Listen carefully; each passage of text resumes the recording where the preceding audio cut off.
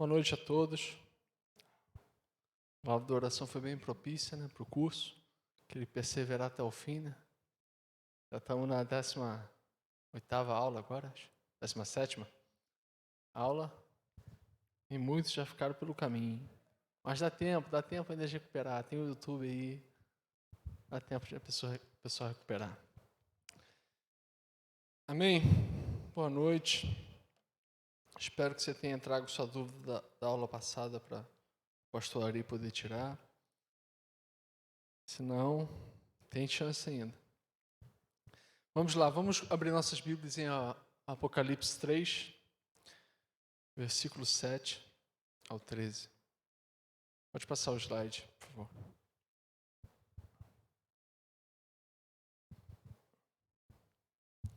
Lembrando que essa carta aqui é a carta à sexta igreja,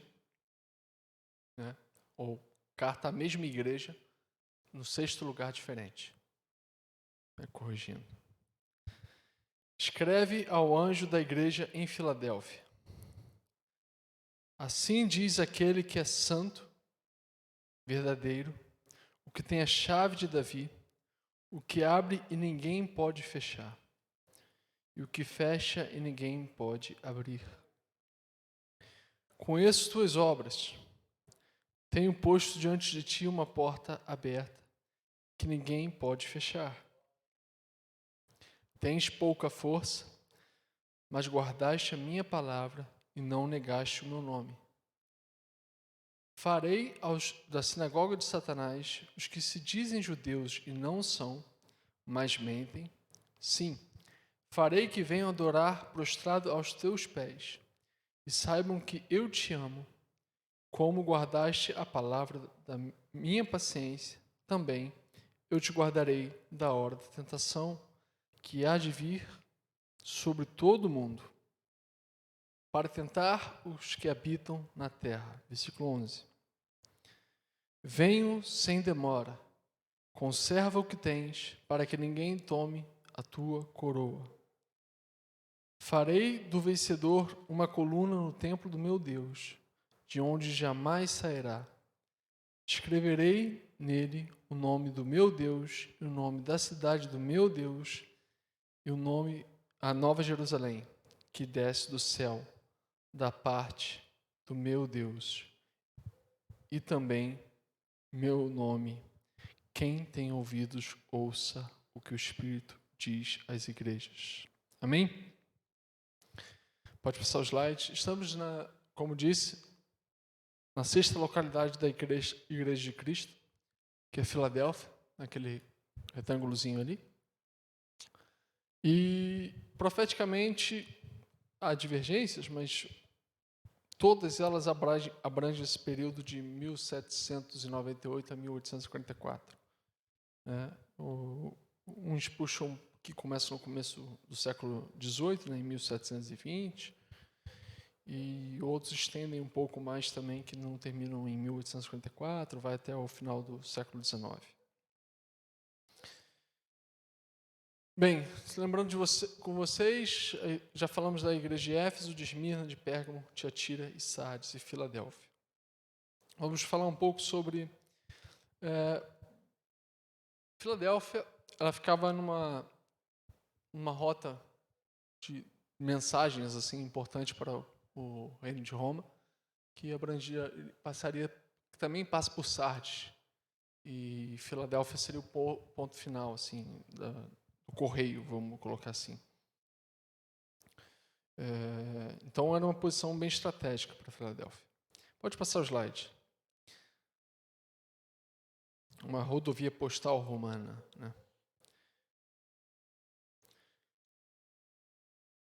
Pois bem, Filadélfia ela foi criada, surgiu, a cidade surgiu em 140 anos de Cristo, e ela foi fundada pelo rei, sempre esqueço o nome dele, mas eu tenho aqui nas anotações, Hermenes,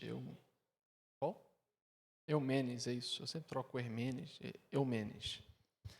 Ele fundou essa cidade em homenagem ao seu irmão, colocou em homenagem ao seu irmão, que é um irmão leal, então ele nomeou ela em homenagem ao seu irmão, que era um irmão muito fiel, em que várias vezes tentaram tirar esse rei ali de Pérgamo e colocar o irmão dele. Ele sustentava o irmão, o Eumenes. O irmão sustentava o Eumenes na posição de rei, né? Não, confio nele ali. Não vou fazer nada contra o meu irmão. E então o irmão confiava muito nele, então deu o nome dessa cidade de Filadélfia, que é irmão, amor fraternal, amor de irmão. Além disso, essa cidade ela foi construída lá com um propósito. Você viu ali no mapa, mais ou menos, ela ficava no meio de 2 rios, mas ela foi construída naquele local com o objetivo de ser uma cidade missionária. Mas como assim uma cidade missionária? Sim, a cultura grega, o estilo de reinado grego, eles tinham a característica de transformar a cultura do outro povo. Então, se os gregos dominassem sobre o Brasil, eles iam tentar trazer para cá o helenismo, o modo de viver grego. Bem parecido com o que os Estados Unidos fez um tempo atrás. Tentava trazer o modo americano, as coisas americanas, o modo de viver americano, e hoje o mundo ocidental, pelo menos, está muito dentro dessa influência. Dessa nova Grécia, que é uma língua universal. Vamos colocar assim. Então, essa cidade foi construída naquele lugar com esse propósito, porque ali era mais ou menos o fim, ou final, mais ou menos, da influência direta da Grécia, né? Porque a Turquia é do outro lado da poça, né? Para a Grécia. Atenas, do outro lado da poça, a Turquia, mas ali aquela região toda era a Ásia Menor, né? Então, o reinado da Grécia era muito presente ali. Então, essa cidade tinha esse objetivo missionário, que era levar o modo de vida grego, o helenismo, os deuses, tudo mais. Essa cidade chegou a ser chamada de Pequena Atenas, né? Como eu estava brincando com o Paulo, às vezes esse pequeno aí passa muito longe, né? Que nem o pessoal fala, Camboriú é a pequena Dubai brasileira. Aí você tem Angra dos Reis, pequena Cancún. Aí você vai comparando o que você quiser, né? Então, às vezes passa muito longe esse pequeno. Atenas provavelmente era muito maior do que Filadélfia, então era realmente pequena. Tá, os 2 marcos de Filadélfia, ela ficava numa planície, que a planície, a tradução do nome era terra queimada, alguma coisa do tipo. E essa planície tinha esse nome porque ficava uma região muito vulcânica, né? Então, era uma planície no meio, entre vulcões, né? Então, quando o fogo surgia, quando tinha erupção, era para lá que ia o fogo. Então, queimava a terra. E naquela época ainda estavam ativos, hoje já estão ativos, né, extintos, mas tinha muita... Naquela região tinha muitos, conta disso, muitos terremotos, né? Muita atividade vulcânica, muitos terremotos. Então, o lado positivo era que lá a terra era fértil, né? O vulcão traz muitos minerais, magma, né? E era, então, fértil principalmente para vinicultura, né? Plantar uva. Vamos lá, transformar. Então, aquilo ali era uma das principais fontes de renda da cidade de Filadélfia. Vinho, né? E assim também eles adoravam, honravam a Dionísio, que era considerado o deus do vinho, né? Então, essas são umas informações de onde a igreja estava localizada. E diante desses terremotos todos que teve na história, né? Teve um terremoto que a cidade ficou quase toda destruída.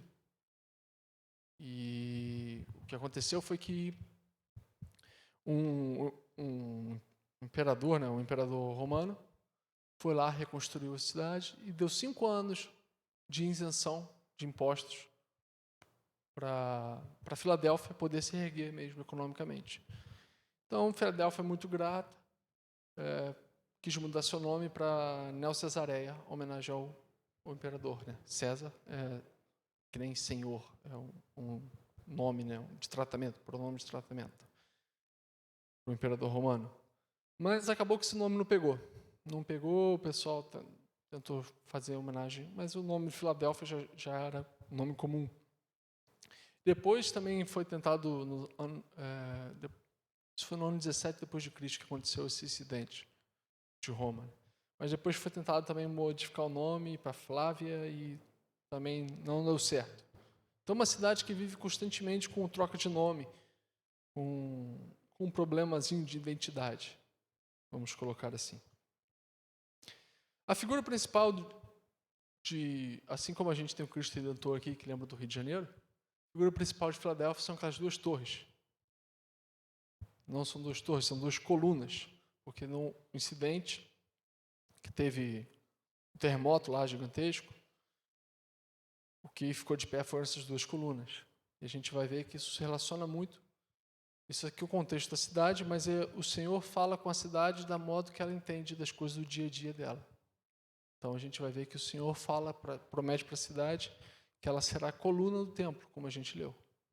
Então quando ela promete para o Senhor, ele já tem uma figura fixa, uma coluna no templo de Deus.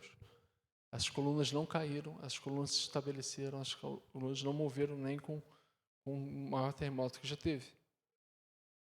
E também tinha, naquela cidade tinha adoração ao deus Jano, que era o deus marcante, que era um deus marcante naquela cidade. O deus Jano é caracterizado por duas faces, né? Que representa, ele é o deus da transição, o deus da mudança. Mas essas duas fases caracterizam também o mal e o bem, alguma coisa assim que tem dualidade, não é uma coisa única. E ele é representado assim, com chave na mão. Então, por isso que o Senhor, a gente vai ver no próximo slide, se apresenta a essa cidade como aquele que tem a chave de Davi. Pode passar o slide, vamos ler o primeiro versículo, analisando ele. Escreve ao anjo da igreja em Filadélfia. Como dissemos, Filadélfia é amor fraternal, amor entre irmãos. Assim diz aquele que é santo e verdadeiro. Aqui o Senhor coloca a igreja que está em Filadélfia essas duas características. E essas duas características são novas. Ele não fala dessas características no capítulo 1. Todos os outras igrejas levam características que o Senhor já tinha se revelado a João, ou que estava no cabeçalho do Apocalipse, que João descreve. Mas o santo e verdadeiro, essas duas características não estavam lá.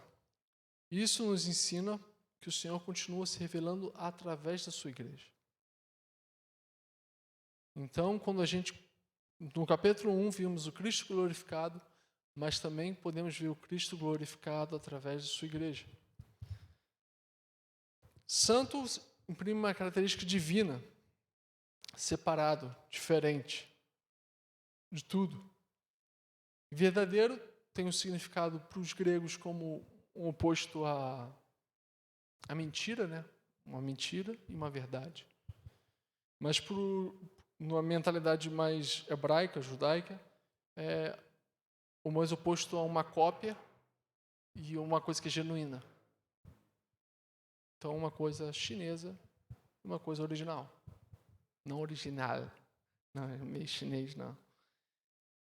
Então, o que isso apresenta? Diante do Deus Jano, que tinha duas caras, Deus se apresenta como: eu sou o genuíno, eu sou o verdadeiro, eu sou único. Eu não sou duas coisas. Não sou ora mal, ora bom. Sou genuíno. Sou fiel. Então, assim o Senhor se apresenta, já correspondendo à necessidade, falando a linguagem que Filadélfia entende. Pode passar o slide. Então, vamos para a parte que tem a chave de Davi. Primeiramente, eu queria chamar a atenção não para a chave, mas para Davi, porque assim como a gente foi lá em Tiatira e falou sobre, quando Tiatira cita a Jezabel, nós vamos no contexto bíblico e encontramos o que Jezabel traz para a história de Tiatira. E a gente percebeu que ela era alguém que não era do povo de Deus, mas estava no meio do povo de Deus, né? Já estava com posição de autoridade e não acreditava em Deus. Já a gente viu também Balaão, né? Que era outro, que esse cria em Deus, mas buscava o lucro. E esse não entra no meio do povo de Deus, ele tenta influenciar o povo de modo externo. Então, aqui, quando tem Davi, o que a gente percebe é de certa forma, uma coisa paralela com a vida da Filadélfia, é a vida de Davi. Se a gente se lembrar da aula passada, Sardes era uma igreja o quê? Que tinha um nome, que estava viva, mas estava morta. Então, a gente tem lá Saul, no qual o Espírito de Deus já tinha saído de Saul, e Davi é ungido rei, e o Espírito do Senhor entra em Davi. Então a gente tem um reinado de Davi que é precedido de um reinado morto espiritualmente. E não só isso, Davi era o menor de sua casa, Davi era fraco diante dos seus irmãos, tanto que não foi cogitado para a guerra. Ele era fraco fisicamente, tanto que não cabia na armadura de Saul. E assim como essa igreja, Davi dependia de Deus. Essa igreja, Davi contra Golias, foi na força do Senhor, não foi na sua própria força. E a gente, na igreja profética, isso também é real. Davi tenta o quê? Dar valor à arca do Senhor, à presença do Senhor. E essa igreja busca trazer isso, resgatar a intimidade e a vida de oração com o Pai. Então, feito esse adendo sobre o Davi, lá em Isaías 22, encontramos essa referência, chave de Davi, a chave do reino de Davi. Então vamos lá. Porei sobre os ombros dele a chave do reino de Davi. O que ele abrir, ninguém conseguirá fechar. O que ele fechar, ninguém conseguirá abrir. E eu fincarei como uma estaca em terreno firme, e ele será para o reino do seu pai um trono de glória. Toda a glória da sua família dependerá dele. Sua prole e seus descendentes, todos os seus utensílios menores, das bacias e dos airros. Se nós lemos esse texto, o contexto dele se refere a uma troca de ofício. Né?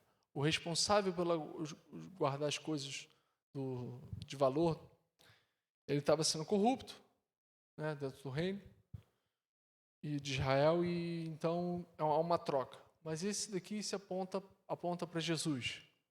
Esse texto especificamente é uma profecia direta para Jesus. Ele é o prego firme que foi fincado, e nele se pendurava todas as coisas, inclusive a chave. A chave geralmente, antigamente, se prendia em prego, né? Aquele molezinho de chave. Então, voltando isso, quando o Senhor se apresenta como aquele que tem a chave, a gente pode ver depois, tem outros tipos de chave, aula que vem, outros tipos de porta, e tem outros tipos de chave. Né? Tem chaves do céu, que é apresentada a Pedro. Também tem outros tipos de porta. Aqui ele vai falar de um tipo de porta específico que a gente vai tratar daqui a pouco, mas o que ele está dizendo aqui é que ele tem a autoridade e é o único que pode abrir e fechar. É o único que tem acesso. É o único que tem essa autoridade. Assim como o Senhor fala, quando restou que foi que ele pegou a chave do Hades. Então ele é o único que tem autoridade. Ele que tranca, abre. Ele que manda. Que nem quando você tem a chave da sua casa. Você tem autoridade sobre a sua casa. Ninguém entra, ninguém sai, se você não destrancar a porta. Amém? Todos entendendo até aqui? Alguma dúvida? Alguma dívida? Qualquer dúvida, o WhatsApp do pastor Ari vai estar aparecendo aí no YouTube. Só mandar para ele. Qualquer dívida, aí eu também.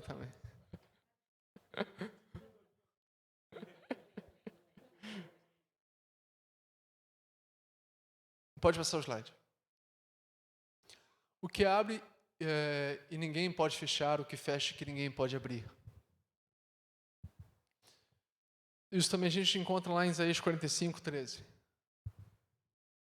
3, ou de 1 a 3, desculpa, isso aí. Assim diz o Senhor ao seu ungido, a Ciro. Então, o contexto aí que o Senhor estava profetizando a queda de Babilônia, né? Então, ele diz assim: assim diz o Senhor ao seu ungido, a Ciro, que era persa, a quem tomo pela mão direita para bater as nações diante da sua face e descingir os lombos dos reis. Né?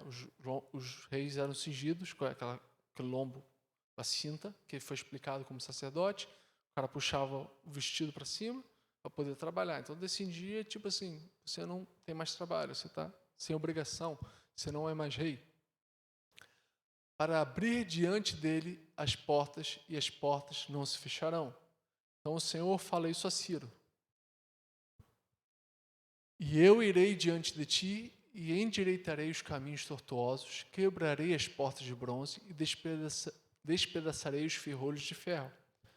O interessante é que na noite que a Pérsia invadiu Babilônia, né, não se sabe porquê, mas naquela noite as portas todas estavam destrancadas da cidade. De forma que os persas não tiveram trabalho, entraram sorrateiramente na cidade, com as portas todas abertas. E aí foi o que o Senhor profetizou. Eu sou aquele que abre a porta. Eu vou abrir a porta e ninguém vai fechar. Então, isso ele falou a Ciro. E a gente vai ver que ele faz esse paralelo também a essa igreja. Ou a igreja que está em Filadélfia. Ela tem essa possibilidade, essa oportunidade. O Senhor abre as portas que ninguém sabe explicar. De uma forma realmente surreal, como diz a Renata, que não veio hoje. Só para ficar registrado, ela não veio hoje. Vamos lá, dar-te-ei, versículo 3. Dar-te-ei os tesouros escondidos e as riquezas encobertas, para que saibais que eu sou o Senhor, o Deus de Israel, que tenho chamado pelo teu nome. Por amor do meu servo Jacó e de Israel, meu eleito, eu te chamarei pelo teu nome, pus o teu sobrenome e ainda não me conheceis. Então isso o Senhor diz a Ciro. Né? E ele vai estender isso, ele vai também falar isso também a Filadélfia. Eu sou aquele que abre as portas, ninguém pode fechar. Ele disse que é aquele que bota o teu sobrenome sobre Ciro, e também a gente vai ver que ele coloca o nome sobre Filadélfia. O próprio nome do Senhor, o novo nome do Senhor, ele coloca sobre Filadélfia. Ou sobre os que vencerem em Filadélfia. Filadélfia é só referência da cidade. Próximo slide, por favor. Então aí o Senhor, depois de ter se apresentado como tudo aquilo que a igreja precisa, ou aqueles irmãos que estavam naquela localidade precisam, os irmãos que estavam no templo da Filadélfia precisam, né? Porque a gente percebe que ele se apresenta como santo e verdadeiro. Se a gente olhar para o lado profético, em Sardes a gente viu que o tema foi o quê? Justificação. Né? Foi o período do quê? Vocês lembram? Vamos lá. O período da reforma, da saída de Tiatira, saída da prostituição, de onde se estava. Então, aqui, a ênfase desse período é justamente a santidade, santificação e também o evangelho genuíno, o evangelho verdadeiro, viver o evangelho em sua integridade. Então, esse foi o período das missões, esse foi o período. E uns dizem que se iniciam com John Wesley, os moravianos. A gente pode dizer falar um pouco mais deles mais para frente. Então vamos lá. Conheço tuas obras, tenho posto diante de ti uma porta que ninguém pode fechar. Que maravilha, né? O Senhor está abrindo uma porta. Quantas vezes a gente imagina que a gente está em desespero, ou tudo fechado, e a gente só queria ouvir isso, né? Às vezes a dívida, como foi falado aqui, enorme, a gente só queria ouvir isso. O Senhor fala assim, estou botando uma porta que ninguém pode fechar, uma saída.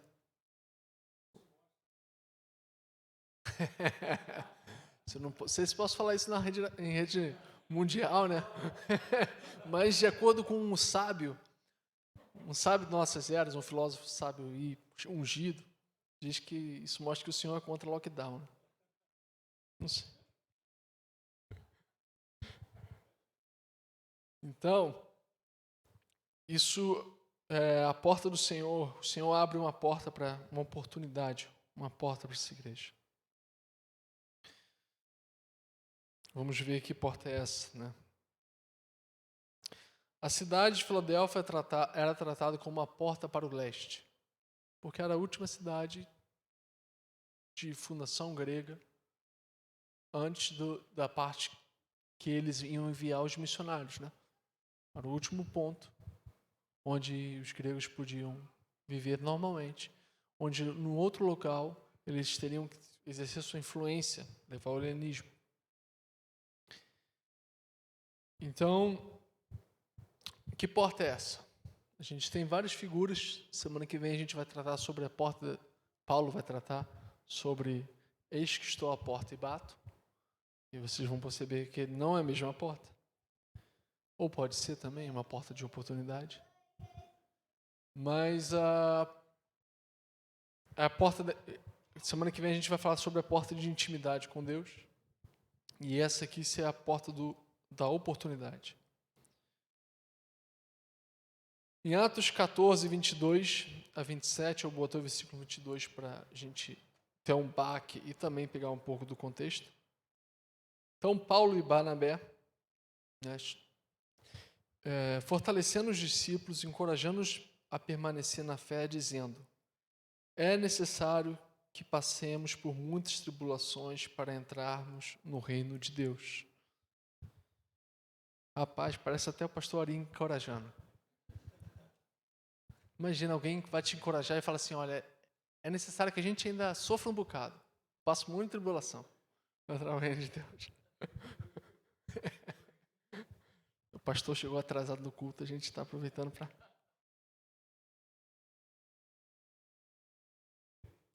Eu sei que na próxima pregação dele, ele vai tentar dar o troco. Então, Paulo e Barnabé tentam reanimar dar ânimo, né?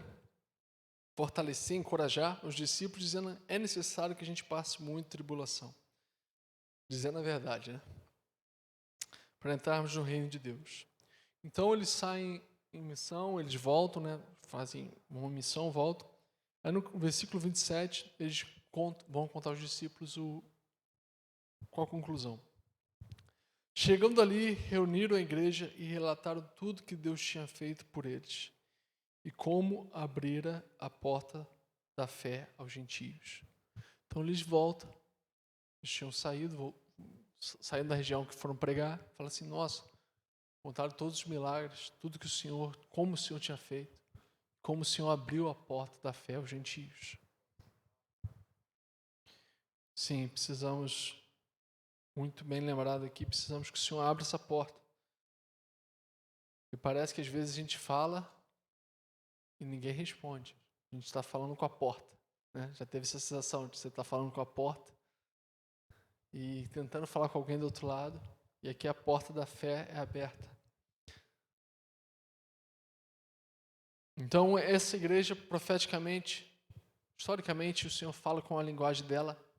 Você vê como é que o Senhor é soberano, utiliza uma igreja que é chamada de porta para o leste. Ela entende essa linguagem e ele fala: olha, eu vou abrir uma porta para vocês. É como se fosse o Senhor praticamente falar de Niterói só mediante os problemas que Niterói tem, através do nome que Niterói tem, através dos nomes das cidades, dos lagos e da região que nós temos. É isso que o Senhor se comunica, através de coisas que aquela igreja em Filadélfia podia entender.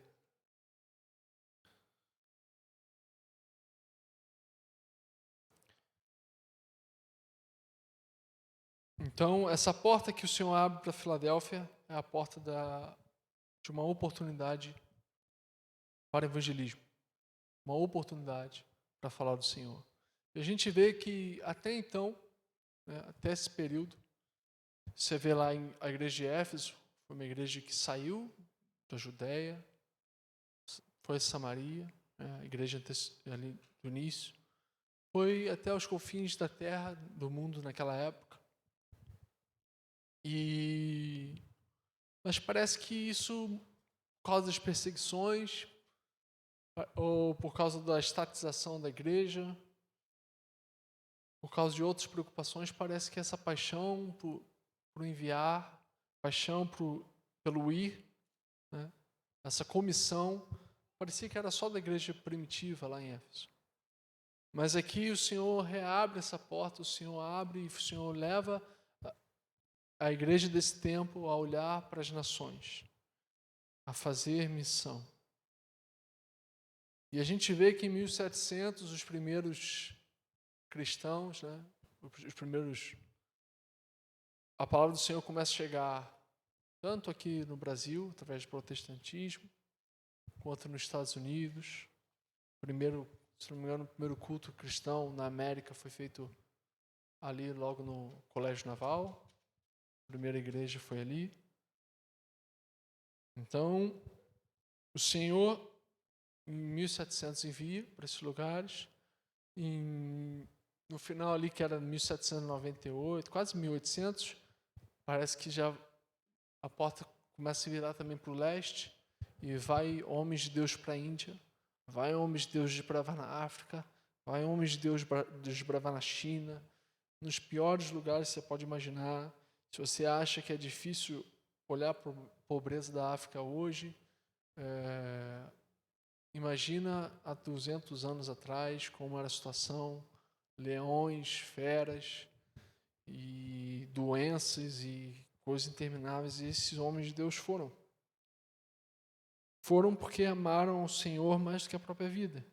Temos fato dos moravianos, né, que foi um grupo mais ou menos da região da Áustria, que saíram de lá, porque a Áustria aquela região era católica, né, então se você se convertesse, você não poderia ter outra religião, né, porque no período de Sardes, você só poderia ter a religião do rei, né, ficou estabelecido mais ou menos isso.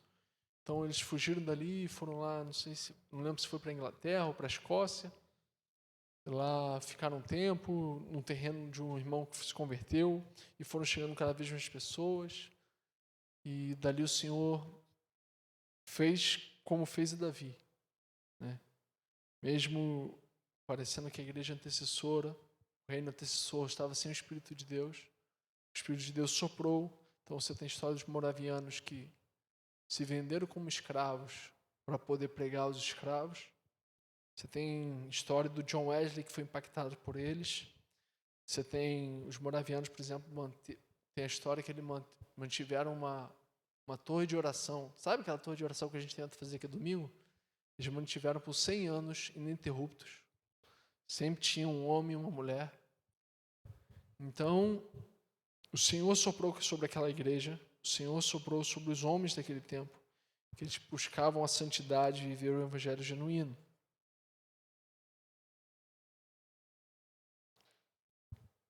O Senhor avivou a igreja. E o Senhor diz para ela: tenho posto diante de ti uma porta que ninguém pode fechar. E o Senhor realmente fez. O Senhor realmente faz ainda hoje. Tens pouca força. Então, exemplo de Davi, que já botamos, Davi, que não tinha muita força. Essa igreja, diferente da igreja de Sardes, diferente da igreja de Tiatira, diferente da igreja de Pérgamo, não buscava sua força através de aliança, seja com o mundo secular, com o secularismo, com o que é profano, ou com o Estado, com qualquer outro tipo de força.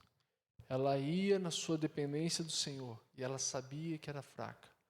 Diante desse tempo, essa igreja, existia a igreja estatizada, continuava existindo a igreja do Estado da Inglaterra, existia a igreja do Estado alemão, e todas as outras igrejas existiam, mas essa daqui não se aliançava ao Estado, era independente,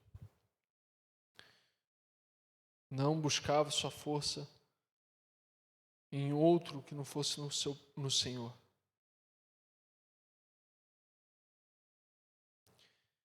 Então o Senhor diz: tem pouca força. Então, ter pouca força não é pecado.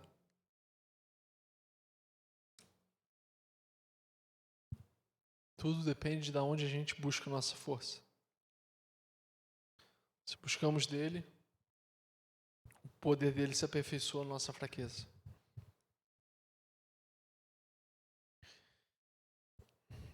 Então essa igreja pôde fazer igual, semelhante a Davi. Você vem comigo com armas, falou Golias, né? Eu vou contigo em nome do meu Senhor. E então, continuando a mensagem que o Senhor escreveu ao pessoal dessa igreja, desse tempo, né? A igreja histórica naquele local e desse tempo profético, diz que mas guardaste, apesar de pouca força, guardaste a minha palavra e não negaste meu nome. Guardar também se refere aos mesmos nos textos aí. Se me amais, guardai os meus mandamentos. Ou João 14, 21, que diz: aquele que tem meus mandamentos e o guarda, esse é o que me ama. Aquele que me ama será amado do meu Pai, e eu amarei e o manifestarei a ele. Então a gente vê isso bem presente na igreja, nessa igreja. Ela guarda a palavra do Senhor, e o Senhor se manifesta a ela através do Espírito Santo. E o Senhor declara a ela que Ele o ama. Não é à toa que Ele usa a figura de Davi antes, que Davi significa amado. Então o Senhor declara a essa igreja que Ele a ama, porque ela guarda a palavra dEle. E quando foi colocado, quando o Senhor colocou essa guarda a minha palavra, não negaste o meu nome, obviamente nos diz sobre o testemunho. Eles testemunharam, representaram o Senhor, falaram do Senhor, não se acovardaram, mesmo tendo pouca força, mesmo nadando contra a maré. Eles não negaram o nome do Senhor. Eles testemunharam. Próximo slide.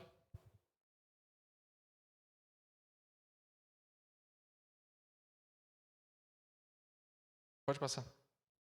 Porque eu acho que pegou o slide anterior.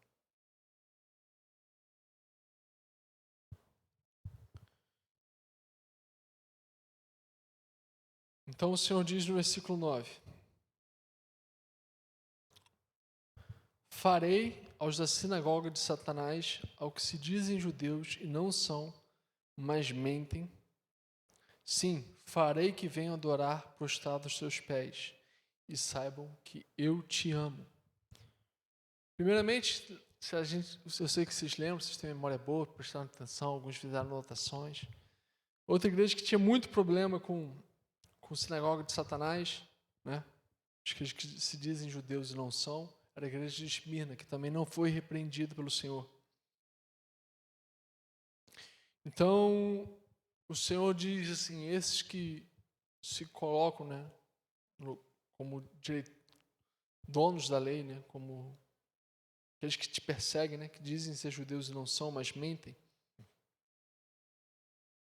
farei que venham adorar prostrado aos teus pés e saibam que eu te amo.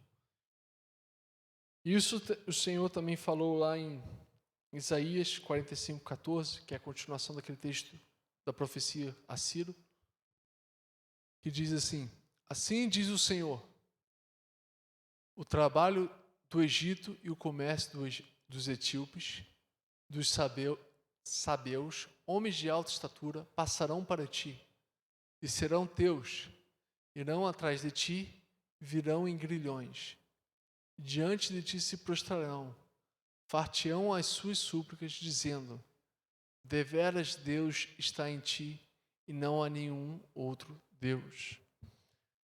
Então, nesse contexto, o Senhor fala assim: todos os comércios, tudo, vão vir diante de ti, vão te suplicar, porque eles reconhecem que Deus está em ti. E isso também o Senhor coloca na mesma posição. Eles vão vir se prostrar diante de ti, mas não para adorar a igreja, mas para reconhecer e fazer súplica diante do Senhor. E isso você via naquela época, hoje já não tanto. Bom, eu pude ver um pouco com Billy Graham, né? Os reis, os príncipes iam até ele pedir, fazer oração. Então, nesse período era isso. Caía doente, olha, por favor, ora por mim. Ia diante deles, reconhecia que Deus estava com ele e por isso fazia súplicas. Em Isaías 60:14, o Senhor também se apresenta como Santo de Israel e faz também referência direta a isso, porque ele toma essa profecia, o Senhor aqui, ele toma essa profecia que os judeus acreditavam ser para ele, e o Senhor fala: olha, vocês são os sinagogas de Satanás, essa profecia que vocês acham são para vocês, justamente para eles, para a igreja de Filadélfia, que estava em Filadélfia. E diz assim: e os filhos dos que te afligiram, virão, curvar-se-ão a ti, e todos que te desprezaram se prostrarão às solas dos teus pés. Então está dizendo justamente sinagoga de Satanás, aqueles que afligiram, que perseguiam, se prostrando diante. E eles te chamarão de cidade do Senhor, e Sião do Santo de Israel, e a Sião do Santo de Israel. Então você percebe que o Senhor coloca isso, uma cidade que tem problemas com o seu nome, o Senhor já começa a dar uma identidade. O Senhor dá uma identidade de cidade do Senhor. E hoje, querendo ou não, ela é chamada por Allah-Serrir, alguma coisa do tipo, eu não sei falar árabe, desculpa, que Paulo Sá, e que significa cidade de Deus. Hoje é o nome dela oficial. A cidade já foi destruída, reconstruída, mas as duas torres sempre permaneceram lá, as duas colunas. Versículo 10. Como guardaste a palavra da minha paciência. Ele passou aí já? Não passou. Vamos lá, Daniel. Acorda, rapaz. Versículo 10. Como guardaste a palavra da minha paciência, também eu te guardarei da hora da tentação, que há de vir sobre todo o mundo, para tentar os que habitam na terra. O que me chama a atenção, primeiro é a tentação, a provação, né? No caso aqui, talvez Mateus 4 fosse provação, ela serve para quê? Para provar os que habitam na terra. Elas não são por mero ceticismo ou por mero, eu gosto de ver o outro sofrer. É para provar aqueles que habitam, provar as obras. E que o Senhor coloque aqui, guardar a palavra da minha paciência, significa uma perseverança, uma obediência espiritual, né? Guardar a palavra que o Senhor colocou diante falou à igreja. Né? Se a gente lembrar bem, em Sardes, o que o Senhor pede para Sardes? Alguém lembra?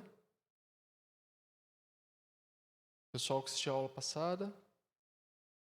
Ninguém? O Senhor pede para Sardes: arrependa-te. Não, lembra-te e guarda as coisas que ouvirem, que você tem recebido, que tem recebido. É isso que ele diz a Sardes. E aqui, Filadélfia guarda as palavras do Senhor. Então, porque o Senhor guardou a palavra da perseverança, ou da minha paciência, ou da salvação, né? Porque Pedro diz que a paciência de Jesus significa salvação. Também eu te guardarei da hora da tentação que há de vir sobre todo o mundo. Então, o guardarei da hora da tentação, se vai vir sobre todo mundo, não vai ser uma provação espiritual em si, que se está dizendo, mas uma provação física. E disso eu pude me lembrar da ideia de Deus guardando Jacó e seus filhos por meio de José. Foi figura de Cristo.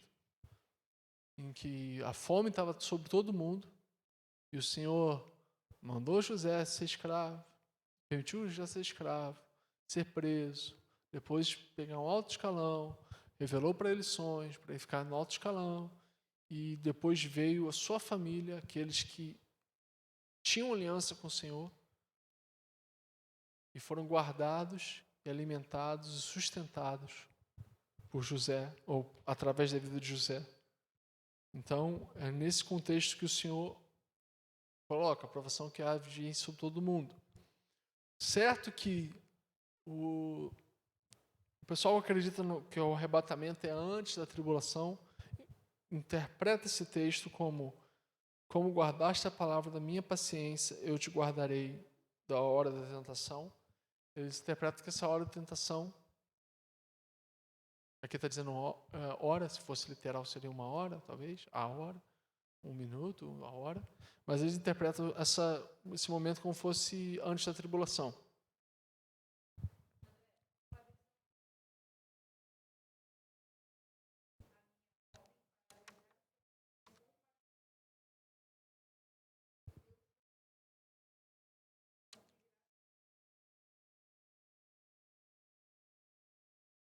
Exatamente.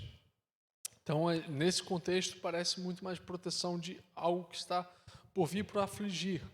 Mas o que a gente percebe, que a gente já falou lá na aula 9, se você quiser lembrar desse contexto todo, é que a igreja é salva da ira do Senhor. Né? A igreja é salva do anjo da morte. Né? Cada um entra na sua casa e o anjo da morte vai passar, e é isso que a igreja é salva. Ela é guardada das outras aflições. Então, na aflição, né, a gente passa. Olha lá na aula 9. Se não ficou bem explicado, comenta lá que a gente tenta tirar as dúvidas. Próximo slide, por favor. Não, antes eu queria ver se eu acho um texto aqui, que eu esqueci que minha referência aqui não tem auxílio.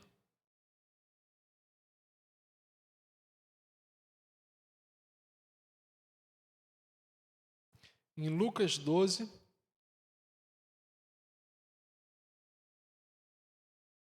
vamos lá. Lucas 12, no versículo 8 a 10,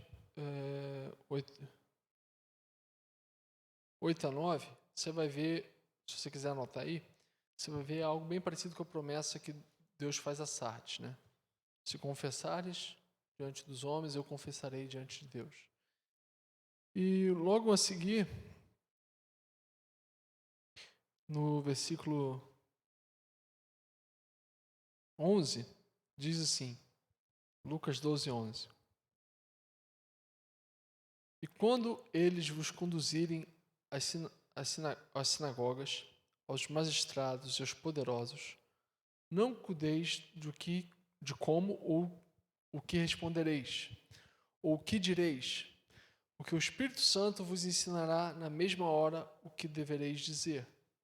Então aqui Jesus está falando aos seus discípulos que precisa ter uma necessidade, precisa de uma dependência do Espírito Santo, né? Uma relação de dependência. Não se preocupe, não fique pensando, o Espírito Santo mesmo vai dar o que te dizer.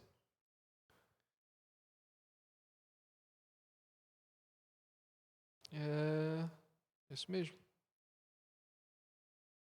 Bom, não era esse texto, mas esse texto fazia parte. Eu lembrei só da referência. Bom, se Paulo puder olhar aí, que ele não tem anotação aí. Poxa, Paulo me quebrou as pernas agora. Bom, depois o Daniel pode abrir o PowerPoint ali e me dizer a referência. Está na lateral auxiliar aí. E lembrando, eu volto a falar com vocês. Mas não, vamos continuar. Venho sem demora, versículo 11. Né? Venho sem demora, conserva o que tem, para que ninguém tome a tua coroa. Esse bem sem demora se refere a uma proximidade, né? Algo iminente. Né? E o bom é que conserva o que tens, né? Por pouco tempo, né? Eu estou vendo sem demora. Não é conserva. Se você olhar bem em Tiatira, ele fala assim, conserva ou reserva o que tens até que eu venha. E aqui ele diz, venho sem demora, conserva o que tens. Para que ninguém tome a tua coroa. Tua coroa aqui não está falando da senhora minha mãe, que o pai tem que conservar até o máximo possível, né? Até o final, mas coroa aqui diz de galardão, significa galardão. Então, vem sem demora, conserva o que tens, para que ninguém tome sua coroa. Então, mesmo Filadélfia sendo uma das 7, sendo uma das 2, que não é repreendida, ela tem tarefa de casa. Ela tem que conservar o que tem. Então, isso nos ensina que, mesmo que em alguma área da nossa vida, a gente tem alguma coisa de valor, a gente tem que conservar isso. A gente não pode deixar isso. Não é porque a gente não foi repreendido que a gente não tem cuidados a tomar. E aqui o Senhor diz, farei do vencedor uma coluna no templo do meu Deus. E aqui eu chamo a atenção para o verbo farei. Né? Para as outras igrejas o Senhor fala, dar-te-ei de comer, vestirei, vou te dar isso, sentarás comigo no trono. Mas aqui o Senhor mexe na identidade, eu farei. Então você vai se tornar, não é uma coisa que você vai ter ou uma coisa que você vai poder fazer. Então a honra dessa igreja é em ser transformada pelo Senhor nesse nível. Uma coluna no templo do meu Deus. Quando ele refere-se a isso, ele está se referindo o quê? Ele se refere às 2 colunas que não caíram, mesmo com os terremotos. Mas uma coisa interessante também é que a gente percebe que em Apocalipse, na Nova Jerusalém, não há templo. Não há mais sol, não há mais luz. Mas aqui ele, de certa forma, se refere também ao pedido de Davi, que eu habite sempre na tua casa, todos os dias. E até por onde eu me entendo, eu nunca vi uma coluna saindo do lugar. Saindo, andando por aí, passeando. Então, coluna no templo do Senhor simboliza estar sempre diante do Senhor.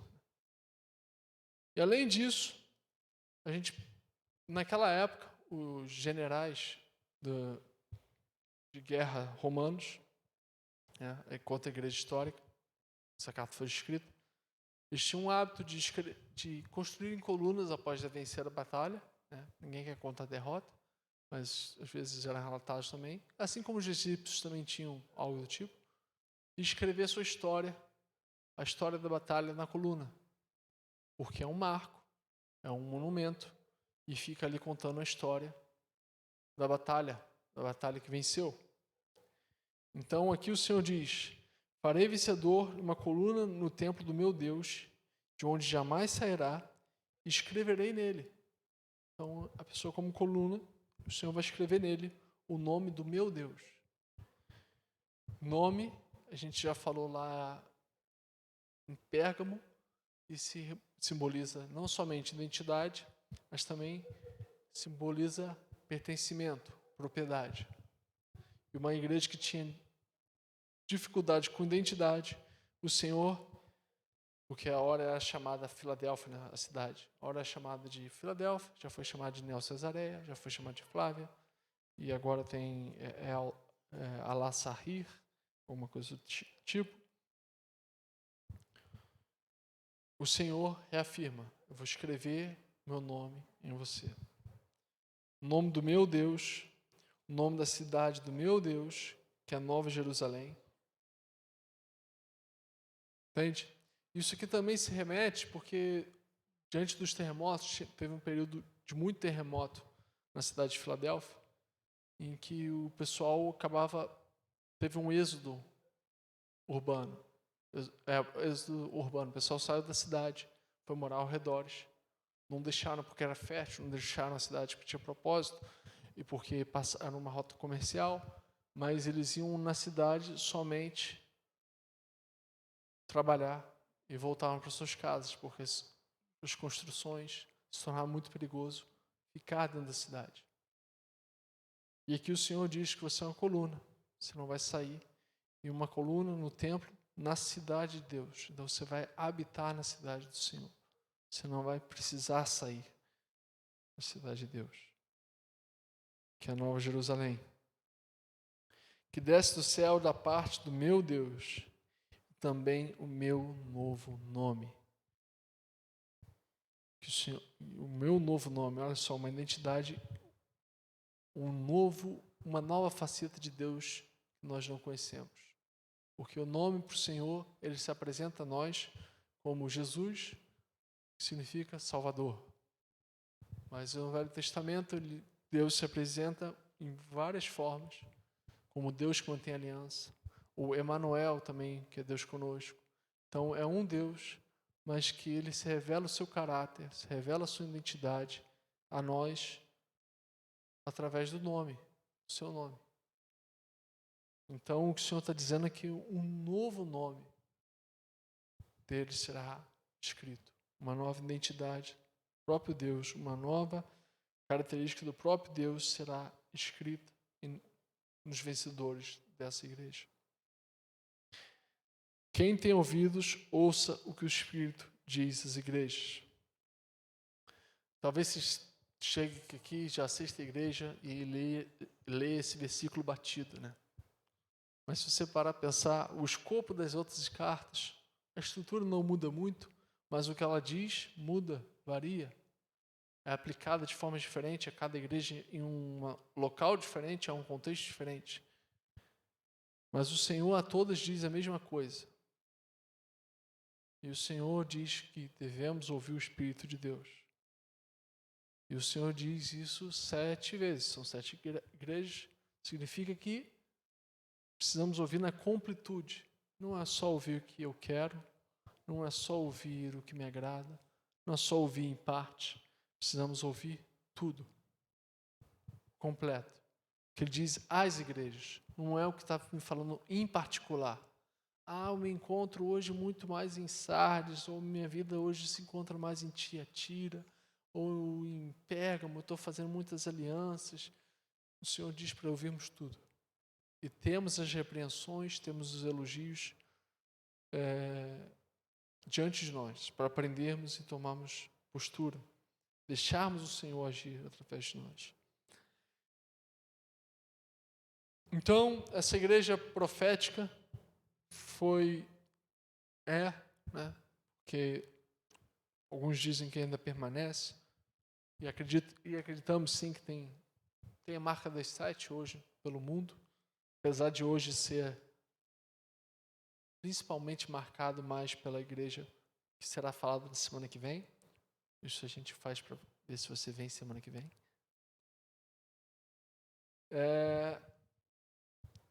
Mas essa igreja foi a igreja que teve um despertar. Foi um despertar do Espírito Santo de Deus. Talvez o primeiro avivamento que foi ouvido desde a época da descida do Pentecoste tenha acontecido nesse tempo, nessa igreja. Mostrando que nós precisamos ser uma igreja viva, uma igreja dependente de Deus,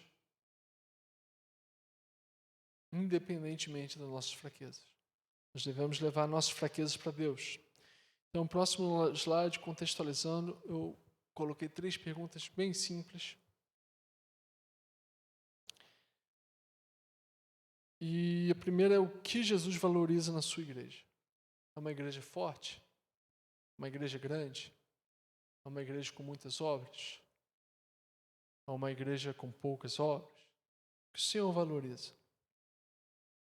Se não sabe responder essa pergunta, veja nas outras cartas, nos outros vídeos. Fazer muita propaganda. Mas o que Jesus valoriza na sua igreja? É uma igreja sincera, uma igreja que guarda a sua palavra, é uma igreja que testemunha do seu nome, é uma igreja que, apesar das dificuldades, seja por ser fraca, ou por estar perseguida, ou por se encontrar no trono de Satanás, ou por enfrentar desafios de doutrina, é uma igreja que também está disposta a se arrepender e voltar para Ele. Uma igreja que ouve a voz do Espírito de Deus. A segunda pergunta é: onde está a nossa força? Quanto indivíduos, a nossa força está no dinheiro, está na nossa saúde, está em alguém, alguma coisa que a gente confia, em alguma promessa, ou está no Senhor? Quanto igreja, nossa força está no número de pessoas que temos, ou a nossa força está no número de influência que temos, política ou regional, ou onde que podemos tocar, dizemos assim? A nossa força está no Senhor, está no Espírito Santo de Deus. Porque se for pela nossa força, né, a gente vê lá que o Senhor já fala o profeta, né, que não é por força nem por violência. Mas que se fosse por nossa força, a gente esmurra a porta e a porta não abre. Talvez se bater, abrir-se vos olhos. Mas pela força do Espírito Santo, pela força de Deus, Ele abre uma porta que ninguém pode fechar. E fecha as portas que não são para nós, ninguém pode abrir. Com isso, Ele tira o engano do nosso meio. E por fim, temos guardado a palavra de Deus, como essa igreja foi louvada pelo Senhor. Temos guardado a palavra de Deus da perseverança, persistirmos, continuarmos, perseverarmos, irmos além e o testemunho dele. Senão, talvez nos encontremos em Sardes. Lembra-te o que recebeu, guarda e arrepende-te. Se temos, conserve o que tem. Até porque cedo, breve, ele vem sem demora. Amém? Gostaria de terminar, antes que você envie sua pergunta para o pastor Ari, que já voltou. Então já. Senhor Deus, te agradecemos pelo que o Senhor faz, não somente hoje, mas o que o Senhor já fez, Pai, e pelo que o Senhor fará. É fácil nós olharmos para a igreja de Filadélfia, pelo Senhor, ou a igreja que estava em Filadélfia, pelo Senhor não ter repreendido, e queremos nos assimilar a ela, ou queremos até pegar o nome dela emprestado como nós somos, como a Filadélfia. Mas não queremos cair no erro de Laodiceia, Senhor, que é a única igreja que diz alguma coisa sobre si mesmo. Mas também, Senhor, não queremos cair no erro da igreja de Sardes, que não abandonou tudo, que não se escapou de todos os embaraços, pecado que de perto rodeava, Senhor. Nem queremos ter a nossa força como Tiatira no Estado, ou Pérgamo ter a sua força através de suas alianças. E não queremos perder o amor, Senhor. Leva-nos, mesmo sendo poucos aqui, mesmo sendo fracos, Leva-nos a depender do Senhor. Leva-nos a depender do Senhor como aqueles irmãos que deram sua vida pelo Senhor, aqueles que se lançaram com a única garantia de ter o Senhor, que o Senhor estava indo com eles. Diante da nossa fraqueza, abre uma porta para o Senhor se manifestar, Pai. É o que te pedimos nessa noite. Sopra o teu Espírito sobre a tua igreja, sopra o teu Espírito sobre os nossos corações, sopra o teu Espírito sobre o vale de ossos secos que vivemos.